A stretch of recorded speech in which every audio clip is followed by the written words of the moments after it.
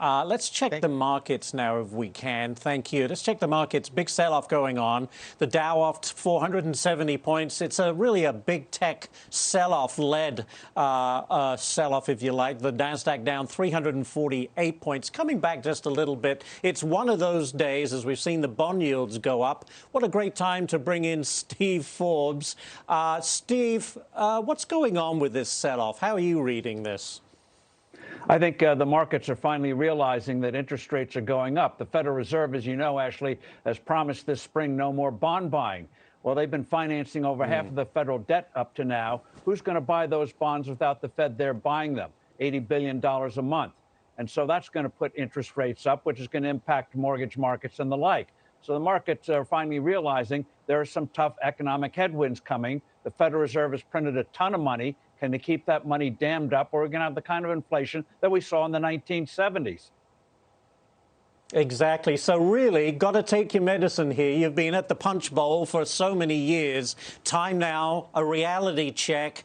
And, you know, could this economy should be able to handle these small raises in interest rates, right?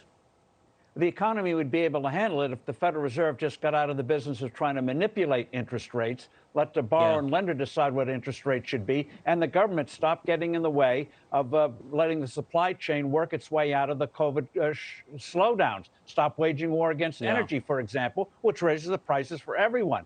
Government get out of the way, the Fed stop printing money, the American economy will recover. Truly. That's it. I totally believe you. We'd love to see it. I want to move on to another topic, Steve. This may get your blood boiling. Manhattan's new district attorney defending his policy to stop prosecuting crimes like prostitution and resisting arrest. Listen to this. Gun crime is on the rise. Domestic violence is on the rise. We need a change to address that. And the way to do that, partner with traditional public safety methods, is to invest in our communities. Racial disparities rife in our system. I don't understand the pushback. Don't understand the pushback. Steve, you're a New York guy. What do you think of Bragg's soft on crime policy? Will it work? Obviously not. Anyone who was around in New York in the 70s and 80s and 60s knows what kind of ugly situation this leads to in terms of quality of life and crime. He's making at least Manhattan a sanctuary city for crime.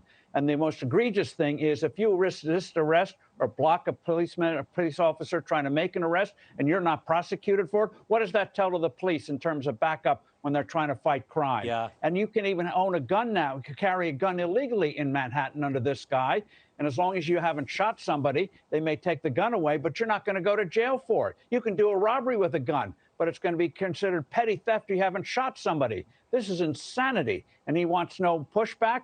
The pushback is, how can something so crazy be allowed to happen? And when you know what's going to see happen, since the politicians won't do anything about it, you're going to see civil suits, lawsuits about the lack of this DA not enforcing the crimes that are on the book. He can't determine what's a crime and what isn't. So he's going to get hit with lawsuits. Maybe that'll get his attention. Well, let's hope, but it's very worrying for the future of the city, no doubt. Steve Forbes, thanks so much for joining us this morning. We do appreciate it, as always.